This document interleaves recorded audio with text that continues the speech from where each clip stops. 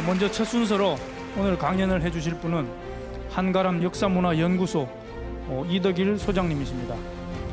오늘 강연 제목은 환단국의 역사성과 사학사적 의의입니다. 큰 박수로 청해서 듣도록 하겠습니다.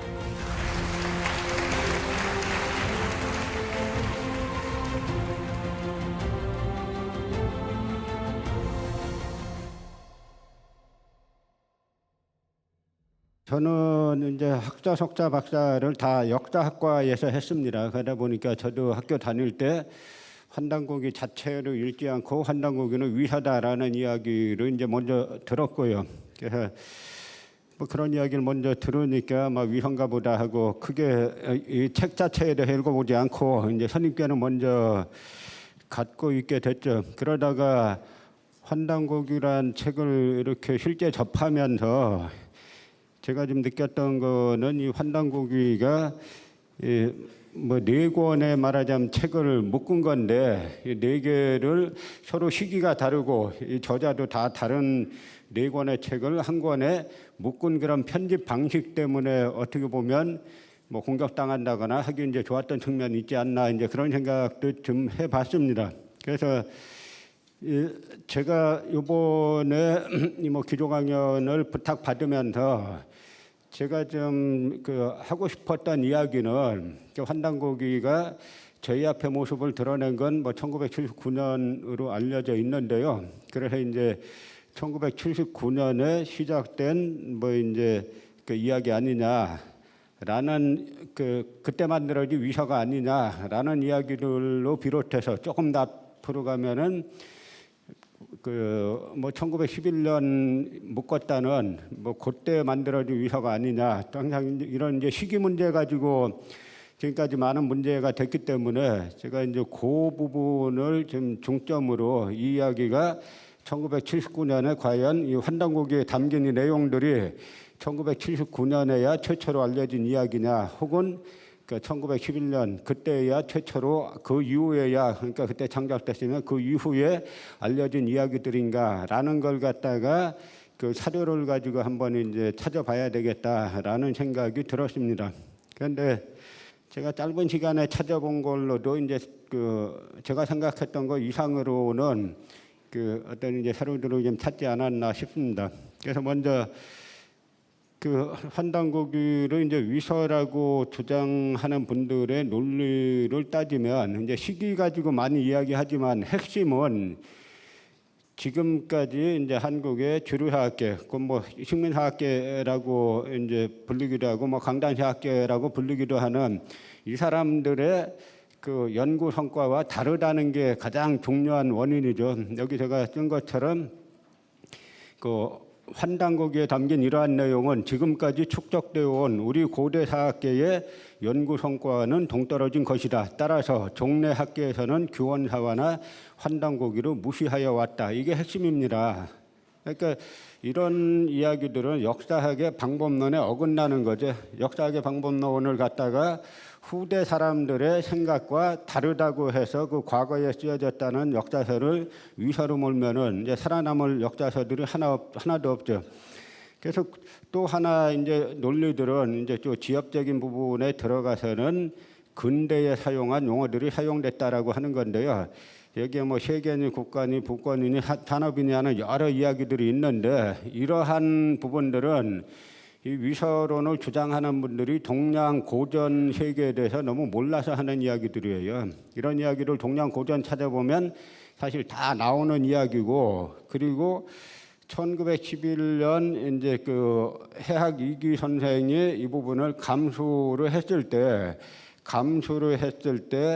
이제 그 당시 환단고기란 이 책을 엮으면서 바로 이제 나라가 완전히 망한 다음 해 아닙니까? 엮으면서 우리 어떤 이제 독립운동에 이걸 고취시키기 위한 그런 걸로 뭐 지금 뭐 정확히 말할 수는 없지만 일정 정도 그거는 이제 뭐 윤문 형태는 있을 수 있지 않았느냐 이제 그런 생각도 이제 들 수는 있죠. 그런데 이 근대에 사용된 용어라고 해서 이제 많은 이제 비판을 하는데 근대라는 말 자체가 우리는 근대하면 개와 이후를 말하지 않습니까? 여기에 제가 그 인용한 대로 근대란 말은 이 당나라 때부터 있단 말이에요. 그 근대란 용어를 보면은 사기 최근에 당나라 사람 사마정이 이 때문에 근대의 여러 유학자들이 함께 행하고 찬양했다라고 해가지고 당나라 때 사람들이 근대란 용어를 씁니다. 그 다음에 한서 고제본기에도 당나라의 안사고가 그러나 근대학자들은 해가지고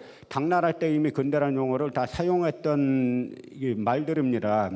그래서 이제 근대라는 근대에 사용된 용어다라는 말 자체가 이제 앞뒤가 안 맞는 이야기라는 거고요.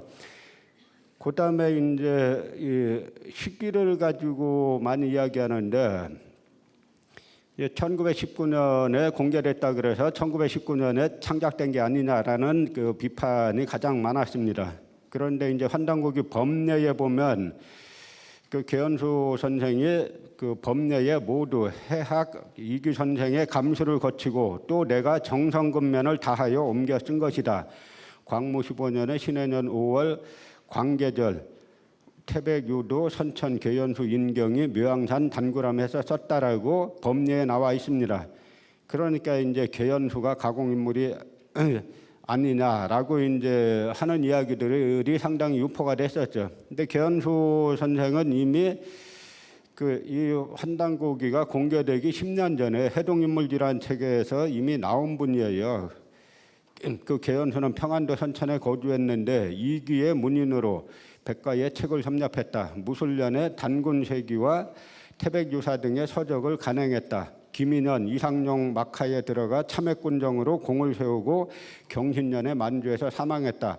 요 내용대로라면 이 계연수 선생은 한국 독립운동사에 상당히 그 중요한 맥을 가지고 있는 분입니다. 이 하나는 이분이 이제 다음에 말씀드리겠습니다만 그 이기 선생 같은 경우 이제 다 고성이시들이죠. 그런데 여기에서 단군색이란 그 책과 태백 유사는 아마 그 태백 일사를 뜻하는 것인 듯한데요. 이때 무술년에 이미 이런 서적을 간행했다라고 나오고 그 이상용 선생은 소간도 무장독립운동의 이제 대부격인 분이죠.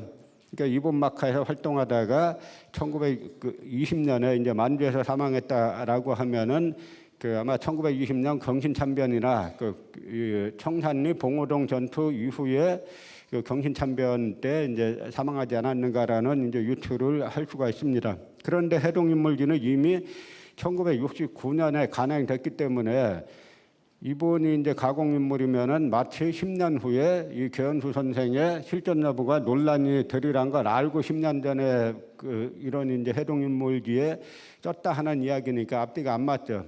그러니까 제가 이렇게 쭉 보면은 이 환단고기를 이제 위서로 모는 논리들, 물론 환단고기 내용에 대해서 앞으로 계속 이제 연구 검토를 오늘도 많은 발표가 있겠지만 계속 강론으로 여러 발표들을 하고 그 강론들이 모아서 이제 총론을 가지고 이제 평가를 하는 것이 역사학적 방법론인데요. 그런데 이 환단고기를 위서로 모는 여러 논리들은 조금만 공부해 보면 다들 하나같이 이제 근거가 없는 것으로 지금까지는 이제 밝혀지고 있습니다. 그래서 환단고기를 볼 때 저는 이제 고성희 씨 가문이 대단히 중요하다고 생각하는데요.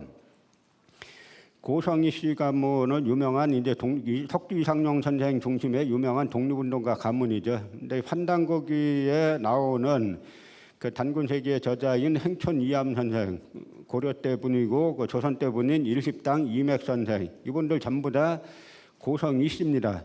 그러니까 행촌 이암 선생 같은 경우 고려 말에 그 고려 말부터 이제 사관을 역임한 집안이고 이 고성희 씨는 이때부터 역사학이 하나의 가학의 역할을 했던 그런 집안입니다.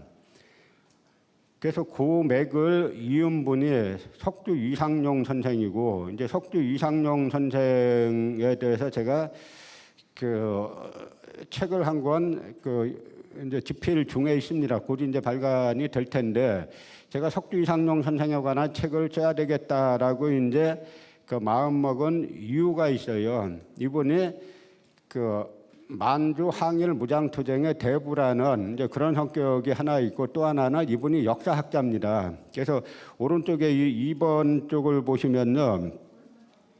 그 이상용의 한사군 논이 있지 않습니까? 제가 이분 글 중에 이분이 이제 나라가 1910년에 망하니까 1911년에 고향인 안동에서 이제 추풍령을 거쳐가지고 전 일가족이 망명을 합니다. 이제 나라가 망했을 때 아까 이제 마지막 그 당수인 이완용을 필두로 나라를 집단적으로 당파적으로 팔아먹은 사람들이 있고, 제가 쭉 공부를 해보니까 나라가 망한 이 시점에 우리 양반 사대부 가들 중에서 이제 소론 계열과 남인 계열 사람들이 전국적인 네트워크를 가지고 집단 망명을 하는데, 그 서울에서는 우당 유해영 일가가 중심이 되고 강화도에 있던 양명학자들, 그 강화학파들이 또 이제 집단 망명을 하고, 그다음에 충청도 진천에 있던 양명학자들이 또 망명을 하고, 그다음에 이 경상도 안동에 있던 뭐 석주 이상용, 그 백화 김대락 이런 분들이 망명을 하시고, 그다음에 전라도 구례에서 나라 망하니까 절명시를 쓰고 목숨을 끊으신 매찬 황현 선생 있지 않습니까? 이분들이 다 같은 그룹들이에요. 그런데 제가 공부를 하다 보니까 이 전국 각지에서 망명한 분들이 전부 다 이 만주의 유하연 그 횡도촌이라는 마을에 모입니다. 제가 이걸 알기에 한 10년 이상이 걸렸어요. 다 개별적으로 연구하다 보니까 이쪽 분들도 가서 모이는 곳이 강화도에서 간 사람들도 횡도촌에 모이고, 서울에서 간 사람들도 횡도촌에 모이고, 안동에서 간 사람들도 모이고, 그래서 이 횡도촌이라는 곳에서 그 모여서 우리가 나라를 되찾자라는 그 집단 망명을 이제 기획했다 하는 결론을 이제 얻게 됐습니다만, 제가 놀란 건 이 석주 이상용 선생이 1911년 망명을 하면서 망명 일기를 쓰시는데, 서사록이란 망명 일기를 쓰시는데, 이 망명 일기에 이미 일제식민사관을 비판하는 논리들이 다 들어 있습니다. 마치 조선총독부에서 우리 역사를 고대사를 어떻게 왜곡하리라는 것을 알았다는 것처럼, 미리 알았다는 것처럼 서사록을 비롯한 여러 글에 다 써 있어요. 그 읽어보면은 특히 이제 지금 한사군에 대해서 중국의 여러 사료들이, 이제는 중국 사료들이 말하는 한사군은 현재 하북성 일대에 있다라는 것이 여러 그 문적에 의해서 드러났는데도 한국의 소위 이제 식민사학자들은 아직도 대동강 유역이라고 굳세게 그 우기고 있죠. 그런데 이상용 선생이 이때 이미 읽어보시면 이것에 근거한다면 한사군의 여터가 모두 요동에 있었음을 알 수 있습니다 라고 말하고요. 그 수사에 이르기를, 또 이에 근거하면 사군의 땅은 압록강 이서를 넘지 못했음을 알 수 있다라고 해가지고 한사군이 전부 다 이제 요동에 있었다라고 이야기를 합니다.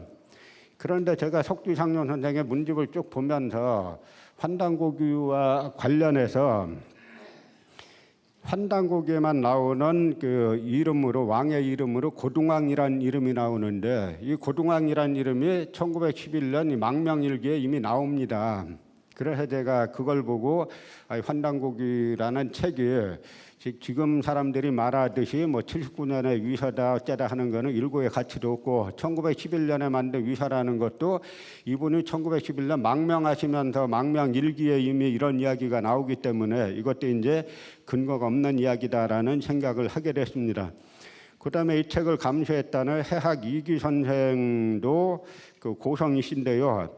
이분은 이제 독립운동 하시다가 1909년에 돌아가시는데, 이때 해방 이후 1955년에야 이제 해학 유서라는 이분의 문집이 나오는데, 그때 강동이란 분이 그 문집에 이제 글을 쓰면서 뭐라고 하냐면, 그러니까 해학 이기 선생의 유문 남긴 글 중에 천주육변과 태백진경 및 의책 등이 있었다라고 했는데, 제가 볼 때 이 태백진경이 바로 그 환단고기에 나오는 태백진훈이 아니겠는가라는 생각이 드는 겁니다. 그러니까 여러 가지를 이걸 종합을 해보면, 최소한 이제 환단고기라는 이 책에는 고려 말부터 사관이었던 고성희 씨 집안에 비장되어 내려왔던 여러 이제 서적들이 기반이 돼서 이제 만들어진 것이 아니냐라는 것이 그 내용으로나 인맥으로나 다 이제 연결이 된다라고 보는 겁니다. 그런데 제가 이번에 이제 그 논문을 쓰면서 쭉 한번 찾아봤더니 뭘 찾아봤냐면 제가 이제 독립운동가들 그 독립운동 논리 속에 이 환단고기가 말하고 있는 그런 논리 구조가 들어있지 않을까라는 이제 구상을 해봤습니다. 왜냐하면 석주 이상용 선생 자신이 서사록에서 많은 이야기를 하기 때문에 1911년 망명하시는데 그렇다 그러면 독립운동가들 사이에서 이러한 환단고기에 담긴 내용들이 공유되고 있지 않겠는가라는 생각을 가지고 해봤어요. 그랬더니 그 천도교 계통에서 만든 이제 개벽 창간호의 일태라는 분이 단군 신화라는 글을 씁니다. 그런데 요즘에 와서 소위 이제 식민사학자들 주장이 단군 신화라는 말은 자기네가 처음 쓴 게 아니라 뭐 독립운동가도 썼다는 등 옛날에도 썼다는 등 이제 이런 말들을 하는데요. 여기서 중요한 거는 이분들이 단군 신화라고 말할 때는 못 믿을 이야기란 뜻으로 신화라고 말한 게 아닙니다. 근데 지금 이후에 소위 뭐 강단이나 식민사학견이 이분들이 단군 신화라고 말할 때 못 믿을 이야기 이걸 전제로 깔고 하기 때문에 그다음에는 이제 사화라는 말이 나오는 거고요. 그런데 1920년에 일태라는 분이 그 단군 신화라는 글을 썼을 때 이 신화는 못 믿을 이야기란 뜻이 아닙니다.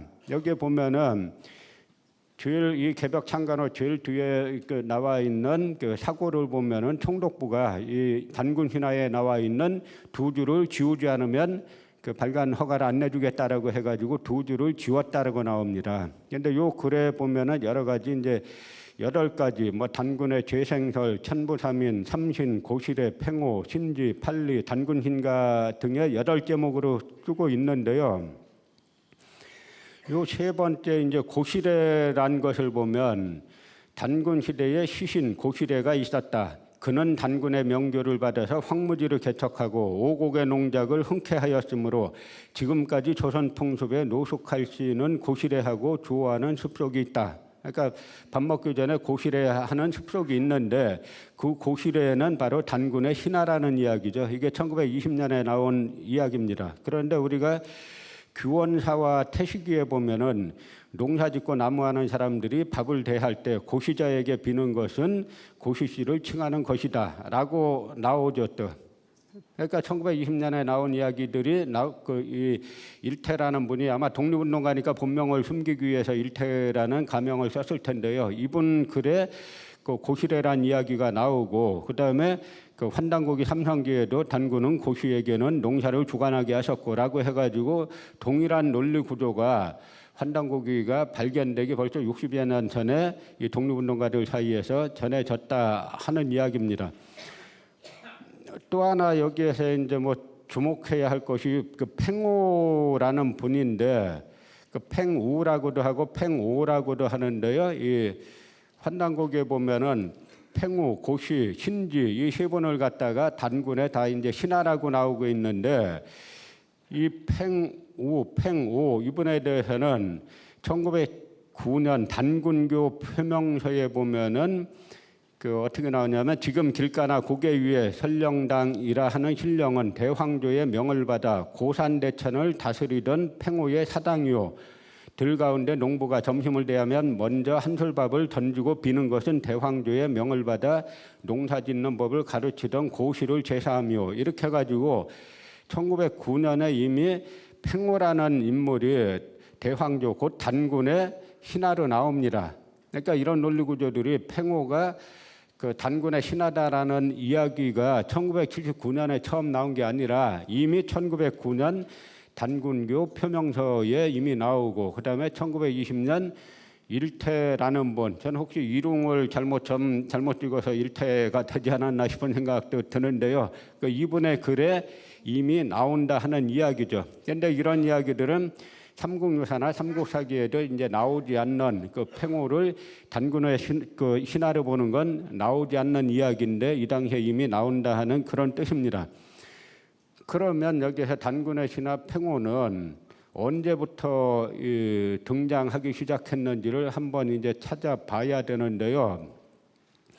이게 1979년에 창작했네 뭐네 하는 이야기들을 이미 일고에 가치가 없다는 건 이미 1920년에 쓴 뭐 이 글이나 그다음에 1909년에 쓴 단군교 표명서를 통해서도 이제 다 알 수 있죠. 근데 이분이 일탈한 분이 이 단군 신화란 글에서 팽호를 갖다가 뭐라고 설명하냐면 단군의 고신으로 팽호가 있었다. 그는 산천을 구별하고 도로를 나누어 인민의 행정을 편리하게 했다. 그래서 지금 풍속의 도방의 길가에 성황당을 축조해서 또한 큰 길 고개 위에 국사당을 건 사람이 다 이 팽호의 신사다라고 이제 썼습니다. 그런데 이거보다 이제 전에 이건 1920년에 글인데요. 1906년 그 위암 장지연 선생이 이제 국조고사라는 글을 쓰는데 이 글에서 뭐라고 말하고 있냐면 홍만종은 1643년부터 1725년이니까 조선 중기 때 인물이죠.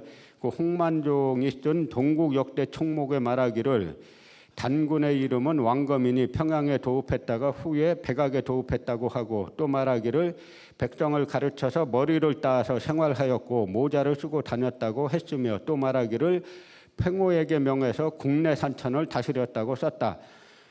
그러니까 그 위암 장지연이 1906년에 쓴 글에는 팽호 단군이 자기 신하 팽호에게 명해서 산천을 다스렸다라고 한 이야기가 홍만종 조선중기 때 선비책에 나온다는 이야기입니다. 그러니까 최소한 이 환단곡에 나와 있는 이런 주요 내용들이 조선중기의 학자들 사이에 이미 전해지고 있었다 하는 이야기인데요. 그러면 과연 동국역대 총목에 뭐라고 말하고 있는지를 찾아봐야죠. 그래서 이 조선중기 홍만종의 그 동국 역대 총목의 단군 조선이란 조항이 있는데요. 이 조항에서 뭐라고 쓰고 있냐면 단군 그 원년 그 당뇨 25년에 백성들을 가르쳐 머리를 닦고 모자를 쓰게 했다. 그리고 군신과 남녀의 거처의 제도를 정한 것 또한 이것이 시작이다 운운하고요. 팽호에게 명해서 국내 산천을 다스리게 하고 백성들의 거처를 정하게 했다. 그러니까 이때 홍만종 이분은 조선 중기에 이미 단군이 팽호에게 명해서 국내 산천을 다스리게 했다라고 쓰고 있는 겁니다. 그리고 주석으로 이분이 본기통남에는 우수주에 팽호의 비석이 있는데 김시습이 시에서 수천 춘천이 곧 맥국인데 팽호 때부터 길이 통했다고 했다. 그러니까 이 이야기가 홍만종이란 조선 중기 때 선비가 썼지만 김시습 때, 김시습은 조선 초기 때 인물 아닙니까? 조선 초기 때 이미 이런 이야기가 있었다 하는 이야기죠. 그리고 또 홍만종의 이 글에 나오는 것 중에 중요한 거는 갑들년에 단군이 아들 부루를 하에 보내 조회하게 했다. 그리고 이때 우가 제후들과 도산에서 회맹했는데 단군이 부루를 보내서 조회하게 했다.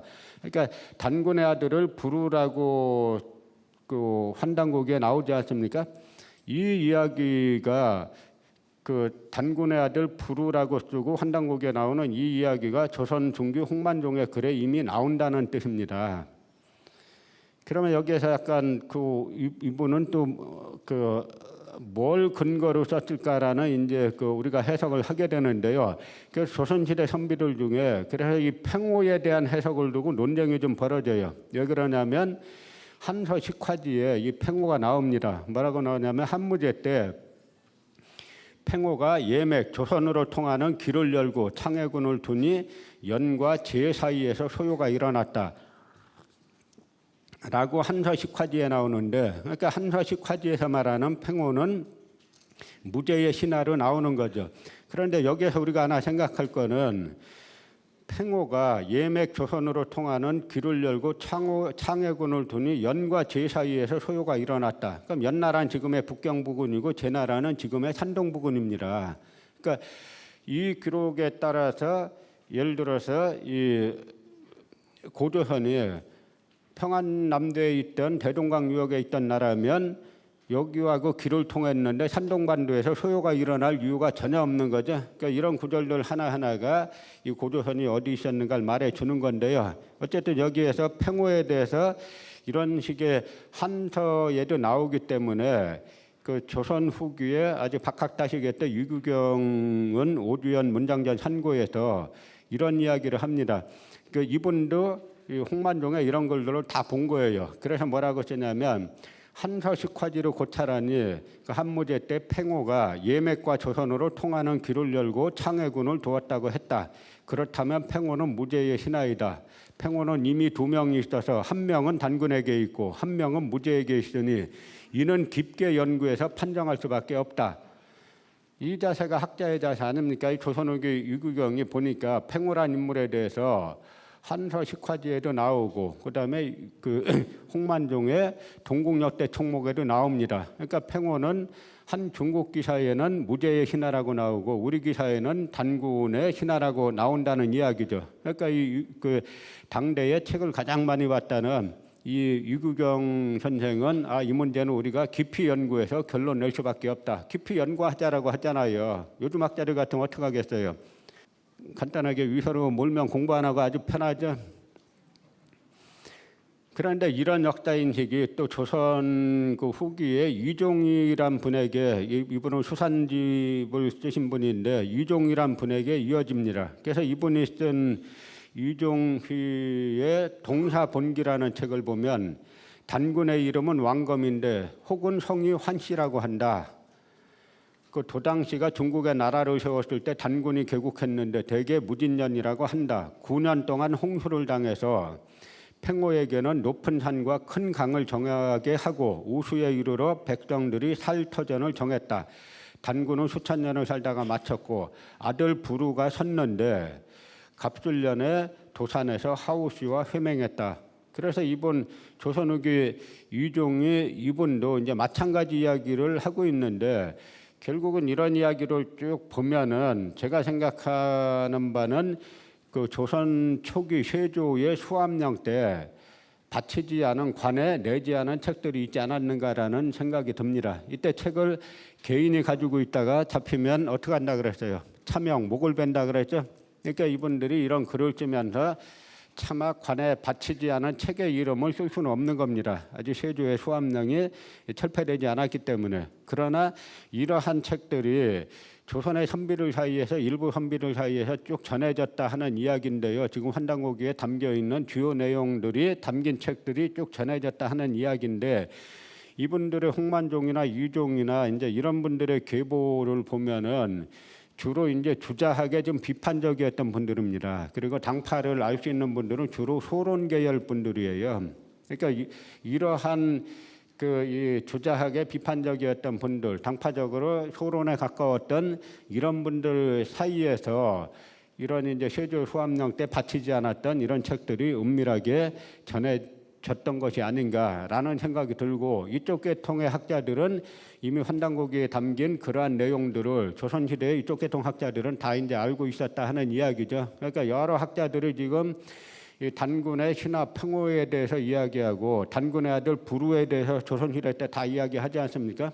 우리는 일제 36년 이후에 너무 이제 선비들의 전통이 끊어졌기 때문에 이러한 걸 전혀 모르고 1979년에 다시 나온 것으로 이제 호도를 하고 있습니다. 그런데 우리가 흔히 환단고기에 나와 있는 어화가란 거 있지 않습니까? 이 어화가를 좀 찾아보니까 제가 아주 재미있는 걸 이제 여러 개 좀 찾았죠. 그러니까 독립운동가들 사이에서 이 어화가가 대단히 유명한 노래였어요. 그래서 이 일태란 분들 단군 신화에서 여기 나온 대로 뭐 어화와 나리 한백음 가미고이 해가지고 이 노래를 쭉 써놓습니다. 그러면서 이분은 오른쪽에 쓴 대로 이 노래에 대해서 뭐라고 설명하냐면 이 노래를 고제신가 또는 단군신가 이렇게 표현하고 있어요. 고제신가는 옛날에 신에게 제사 지낼 때 부르던 노래다 하는 뜻이고 단군신가는 이제 단군에게 제사 지낼 때 부르던 노래다라고 하는 뜻인데요. 이분의 해석이 위신가는 그 시대의 점에서 아직 미상하나 고사기를 근거하건대, 그러니까 이분도 어떤 고사기 옛날 기록에 근거하건대 고구려 동명왕 때의 가곡으로서 궁중에서 여항까지 널리 전해졌으며 또 광개토왕은 매양 출전할 시에 군가로 사용해서 군기를 진흥하니라. 그리고 동명왕은 신가를 해역하되 저와 같이 하니라라고 합니다. 이야기가 뭐냐면 우리가 지금 어화가라고 불리는 이 노래는 고사기를 보니까 고려 동명왕, 고려 시조 동명왕 때의 가곡이고 광개토대왕이 매양 전투하러 갈 때 고구려 군사들이 불렀다 하는 노래라는 거죠. 그리고 이 동명왕이 이 신가를 갖다가 옮겼다는 겁니다. 그래서 옮긴 내용들이 있는데 옮긴 내용들을 이 일테란 분은 그 1920년에 이렇게 썼습니다. 오아와 우리 대황조 높은 언덕 배달국의 우리들이 백천만 년 잊지 마세. 오아와 선심은 활이 되고 악심은 관사이라. 우리 백천만인 활줄같이 바른 선심 활줄같이 일심이라. 오아와 우리 백천만인 한 활장에 무수관사 천파하니 열탕 같은 선심 중에 일점설이 악심이리.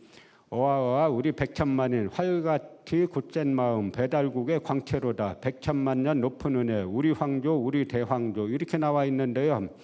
이게 바로 한단국이 단군세기 2세 단군부로 58년도에 나와 있는 똑같은 노래예요. 단지 이건 한문으로 옮긴 겁니다.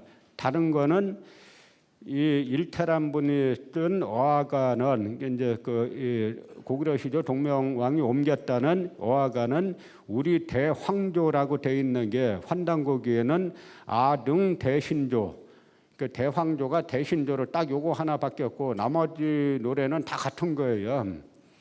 그러니까 1920년도에 일테라는 독립운동가가 단군 신화를 쓰면서 단군 그 신가 또는 고제 신가라고 소개했던 그 내용이 그대로 이제 그 환단곡이 단군 세기에 실려 있는데요. 이 내용이 딱 이분만이 말한 것이 아니고 이 단군 신가는 독립운동가들에게 대단히 널리 알려져 있던 노래입니다. 그래서 천도교인 이도나라는 분이 개벽 제5호에 조선인의 민족성을 논하노라라는 글을 쓰는데 여기에도 어아와 우리 한배금 높은 언덕 배달국의 우리들이 백천만 년 잊지 마세. 똑같은 내용들은 그리고 동광 제7호에도 1926년 앞에 개벽호는 1920년이고요. 이때도 신가가 실려 있는데 어아와 나리 한배금 가미고이 배달나라 나리다도 골잘러나 도가오소라고 하는 이 노래가 그대로 실려 있습니다. 그런데 이 노래들을 이제 해석을 하려면 그 이 북한이 이두가 많이 발달해 이두 연구가 많이 발달했습니다. 이두는 이두 연구는 정치성이 없기 때문에 어떤 이제 이 권력이나 이런 쪽의 압력을 덜 받는 부분이라 많이 이제 연구한 측면들이 있는 것 같은데요. 북한 류럴이란 학자의 새나라 시기의 유두 연구란 책을 보면 2000년 전에 우리말로 돌아가면 받침이 거의 없다는 겁니다. 사실 일본어가 받침이 별로 없죠. 이쪽에서 건너간 사람들이 했기 때문에 받침이 많이 없는 건데 이 노래들도 받침이 상당히 많이 없습니다. 그래서 아주 옛날부터 불렸던 노래들이 이렇게 전해지지 않았는가라고 싶고요. 또 하나는 동아일보 1927년자에 보면 백양환민 이분은 이제 양세환이라는 분인데 양세환이라는 분은 독립운동가입니다. 감옥에 갔던 독립운동가인데 이분도 9월단 출래기란 책을 그 글을 갖다가 동아일보에 연재하는데 여기에 조선 국유의 고신가라면서 조선에서 옛날부터 있었던 아주 고신가라고 하면서 어아와 나리 한비금 가미고니 하고 해가지고 마찬가지 이야기를 또 이분이 또 쓰고 있어요. 그러니까 이런 이야기들은 뭐냐면 이 단군 신가라고 우리가 그 환단고기에만 지금 알려진 줄 알았던 이런 어아가 단군 신가가 그 일제 강점기 때 이 많은 독립운동가들이 다 알고 불렀던 이제 그런 노래였다라는 이야기입니다. 그러니까 우리가 지금까지 그동안 우리 역사학이 이런 독립운동가들하고 너무 이제 많이 단절이 되어 있던 거죠. 제가 그러니까 석두 이상용 선생이 1911년에 쓰신 서사록에 환단고기에만 딱 나와 있는 이제 그 고등왕이란 분의 이름이 나와 있는 걸 보고 이게 환단고기에 나와 있는 이런 계보들이 이 독립운동가들 사이 또 이제 석두 선생이 쓴 건 1911년에 쓴 서사록에 나오니까 그 이전에 그러니까 석두 선생이 1911년에 고등왕이라는 이름을 썼을 때는 그 전에 봤다는 이야기 아닙니까? 그래서 이 석두 이상용 선생의 집안인 그 고성희 씨, 그러니까 행천 이암이라든지 일십당 이맥이라든지 이런 분들이 전부 다 고성희 씨고 나중에 이 해학 이기 선생도 마찬가지고 이 환단고기를 공개한 그 유유립 선생도 다 고성희 씨 아닙니까?